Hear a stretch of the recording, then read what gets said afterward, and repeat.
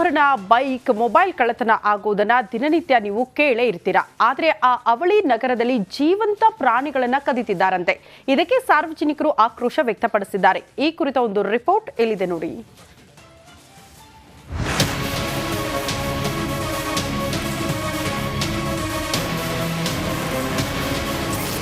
ರಾತ್ರೋರಾತ್ರಿ ಬೀಡಾಡಿ ದನಗಳ ಕಳ್ಳತನ ನಿಯಂತ್ರಿಸಲು ಸ್ಥಳೀಯರ ಆಗ್ರಹ.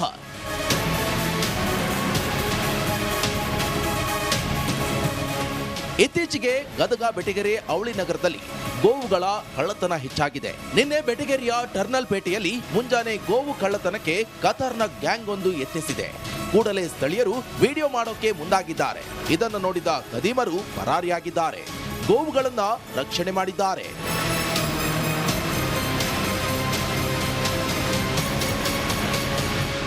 ಕೆಲ ದಿನಗಳ ಹಿಂದೆ ವೃದ್ಧರೊಬ್ಬರ ಮೇಲೆ ಗೋವೊಂದು ದಾಳಿ ಮಾಡಿ ಅವರ ಸಾವಿಗೆ ಕಾರಣವಾಗಿತ್ತು. ರಸ್ತೆಯಲ್ಲಿ ನಡೆದುಕೊಂಡು ಹೋಗ್ತಿದ್ದ ವಿದ್ಯಾರ್ಥಿಗಳ ಮೇಲೂ ಬೀಡಾಡಿ ದನ ದಾಳಿ ನಡೆಸಿತ್ತು. ಹೀಗಾಗಿ ದನಗಳನ್ನ ಸ್ಥಳಾಂತರ ಮಾಡಲು ಸಾರ್ವಜನಿಕರು ಒತ್ತಾಯಿಸಿದ್ರು. ಆದ್ರಿಂದ ಗದಗ ಬೆಟಗೇರಿ ಅವಳಿ ನಗರದಲ್ಲಿನ ಬಿಡಾಡಿ ದನಗಳನ್ನ ಬಾಗಲಕೋಟೆ ಜಿಲ್ಲೆಯ ಶಿವಯೋಗ ಮಂದಿರದ ಗೋಶಾಲೆಗೆ ಬಿಟ್ಟು ಬರಲಾಗಿತ್ತು. ಅಲ್ಲಿ ಗೋಶಾಲೆ ಭರ್ತಿಯಾಗಿದ್ದು ಉಳಿದ ದನಗಳನ್ನ ಸ್ಥಳಾಂತರಿಸೋದು ನಗರಸಭೆಗೆ ದೊಡ್ಡ ಸವಾಲಾಗಿದೆ. ಇದನ್ನೇ ಬಂಡವಾಳ ಮಾಡಿಕೊಂಡ ಖದೀಮರು ದನಗಳ ಕಳ್ಳತನಕ್ಕೆ ಮುಂದಾಗಿದ್ದಾರೆ.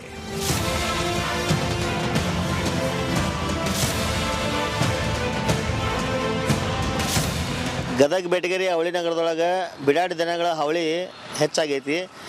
ಈ ಹಿಂದೆ ಒಬ್ಬ ವೃದ್ಧನು ಕೂಡ ಸಾವನ್ನಪ್ಪಿದ.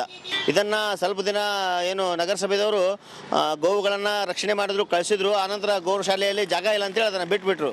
ಈಗ ಅದನ್ನು ದುರುಪಯೋಗ ಮಾಡಿಕೊಂಡು ಗೋಕಳ್ಳರು ಇವತ್ತು ಗೋಗಳನ್ನು ಕಳು ಮಾಡ್ತಾ ಇದ್ದಾರೆ. ಇವು ಗೋವುಗಳನ್ನು ರಕ್ಷಣೆ ಮಾಡುವಂಥ ವ್ಯವಸ್ಥಿತ ಕ್ರಮ ಕೈಗೊಳ್ಬೇಕಂತ ಈ ಮುಖಾಂತರ ಆಗ್ರಹ ಮಾಡ್ತಾ ಇದ್ದಾರೆ.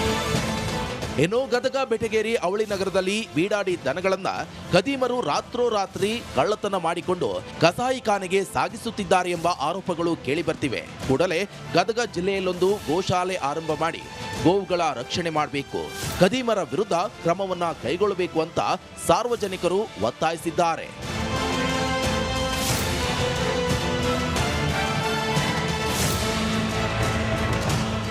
ಮಂಜು ಪತ್ತಾರ, ರಿಪಬ್ಲಿಕ್ ಕನ್ನಡ, ಗದಗ.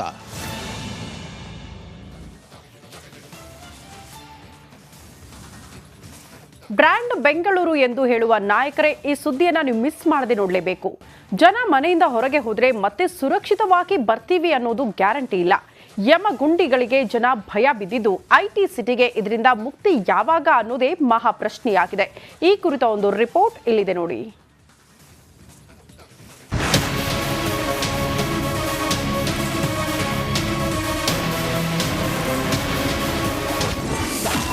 ಸಾವಿನ ಗುಂಡಿ ತೋಡ್ತಾ ಇದೆಯಾ ಬಿಬಿಎಂಪಿ? ಮೋರಿಗೆ ಬಿದ್ದ ಯುವಕ ಜೀವನ್ ಮರಣ ಹೋರಾಟ. Silicon city, IT city, garden city ಅಂತಾನೆ ಫೇಮಸ್ ಆಗಿರುವ ಬೆಂಗಳೂರಲ್ಲಿ ಏನೇನೂ ಸರಿಯಿಲ್ಲ.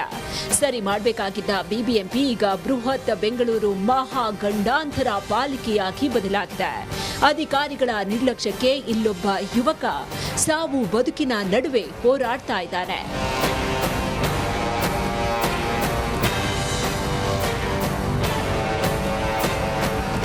ಎಸ್, ಬಿಬಿಎಂಪಿ ನಿರ್ಲಕ್ಷ್ಯಕ್ಕೆ ಅದೆಷ್ಟೋ ಜನ ಬಲಿಯಾಗಿದ್ದು ಇದೀಗ ಮತ್ತೊಂದು ಪ್ರಕರಣ ಬೆಳಕಿಗೆ ಬಂದಿದೆ.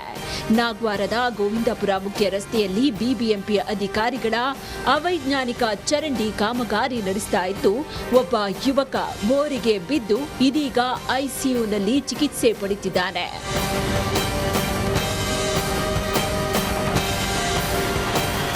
ಈದ್ ಮಿಲಾದ್ ಹಬ್ಬಕ್ಕೆ ಬಾವುಟ ಕಟ್ಟೋದಕ್ಕೆ ಕಟ್ಟಡ ಹತ್ತಿದ್ದ ಸೈಯದ್ ಜಾವೇದ್ ಆಯಾ ತಪ್ಪಿ ಕೆಳಗಿದ್ದ ಮೋರಿಗೆ ಬಿದ್ದಿದ್ದಾನೆ. ಅಲ್ಲಿದ್ದ ಕಬ್ಬಿಣದ ರಾಡುಗಳು ಯುವಕನ ದೇಹಕ್ಕೆ ಚುಚ್ಚಿವೆ.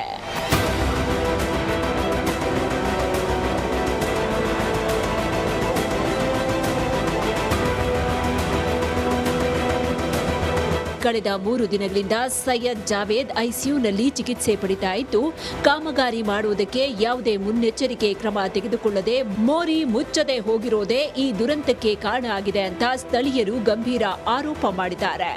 ತಡರಾತ್ರಿ 1-1:30 ಗಂಟೆಗೆ ಮರುದಿನ ನಮ್ಮ ಈದ್ ಮಿಲಾದ್ ಹಬ್ಬ ಇರೋದ್ರಿಂದ ಆ ಹುಡುಗ ಬಾವುಟ ಕಟ್ಟಕ್ಕೆ ಇಲ್ಲಿ ಫಸ್ಟ್ ಫ್ಲೋರ್ನಲ್ಲಿ ಹತ್ತುವಾಗ ಕಾಲು ಜಾರಿ ಬಿದ್ದು ಮೋರಿದಲ್ಲಿ ಓಪನ್ ಇರೋ ಕಂಬಿಗಳನ್ನು ಇದು ಭಾಗಕ್ಕೆ ಚುಚ್ಚಿ ಇಲ್ಲಿ ಮೂತ್ರ ವಿಸರ್ಜನೆ ಹತ್ರ ಸುಚ್ಚಿ ಬೆಂಗಳೂರು ಇದು ಅಂಬೇಡ್ಕರ್ ಹಾಸ್ಪಿಟ್ಲ್ನಲ್ಲಿ ಜೀವ ಬದಿನ ಹೋರಾಟದಲ್ಲಿ ಬದುಕಿದ್ದಾರೆ. ಯುವಕನ ಆರೋಗ್ಯ ವಿಚಾರಿಸಿದ ಸಚಿವ ಕೆಜೆ ಜಾರ್ಜ್. ಇನ್ನು ಸ್ಥಳೀಯ ಶಾಸಕ ಹಾಗೂ ಸಚಿವ ಕೆಜೆ ಜಾರ್ಜ್ ಅಂಬೇಡ್ಕರ್ ಆಸ್ಪತ್ರೆಗೆ ಭೇಟಿ ನೀಡಿ ಜಾವೇದ್ ಆರೋಗ್ಯವನ್ನ ವಿಚಾರಿಸಿ ನೊಂದ ಪೋಷಕರಿಗೆ ಧೈರ್ಯ ತುಂಬಿದ್ರು.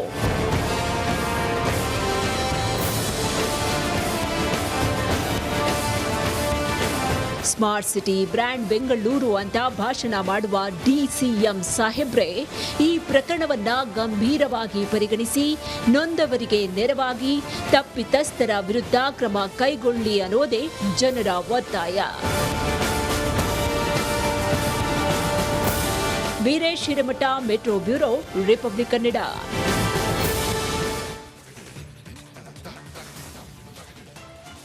ಬರದಿಂದ ಬೆಂದಿದ್ದ ಭೂಮಿಯನ್ನ ಮಳೆರಾಯ ತಂಪಗಾಗಿಸಿದ್ದಾನೆ. ಸಾಲ ಮಾಡಿ ರೈತರು ಹೂ ಬೆಳೆದಿದ್ರು.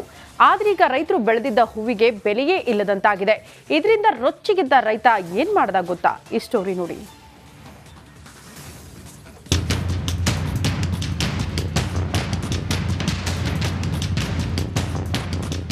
ತೋಟದ ತುಂಬೆಲ್ಲ ಸೇವಂತಿ ಹೂ ಅರಳಿ ನಿಂತಿವೆ. ಒಂದಕ್ಕಿಂತ ಒಂದು ಘಮಘಮಿಸ್ತಿವೆ. ಆದ್ರೆ ಇಂತಹ ಚಂದದ ಹೂ ತೋಟವನ್ನೇ ರೈತ ನಾಶ ಮಾಡ್ತಿದ್ದಾರೆ ನೋಡಿ.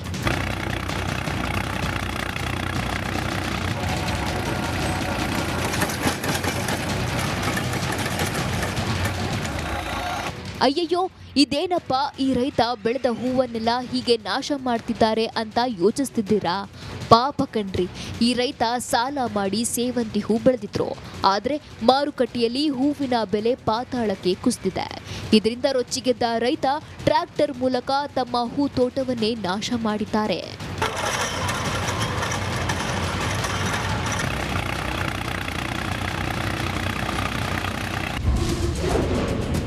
2 ಎಕರೆಯಲ್ಲಿ ಬೆಳೆದಿದ್ದ ಹೂ ನಾಶಗೊಳಿಸಿದ ರೈತ.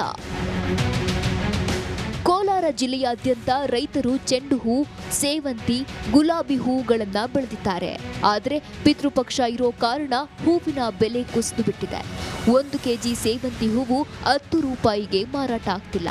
ಹೀಗಾಗಿ ಬಂಗಾರಪೇಟೆ ತಾಲೂಕಿನ ಮಾರಂಡಹಳ್ಳಿಯ ಕೃಷ್ಣಮೂರ್ತಿ ತನ್ನ 2 ಎಕರೆ ತೋಟದಲ್ಲಿದ್ದ ಸೇವಂತಿ ಹೂವನ್ನ ಟ್ರ್ಯಾಕ್ಟರ್ ಮೂಲಕ ನಾಶ ಮಾಡಿದ್ದಾರೆ.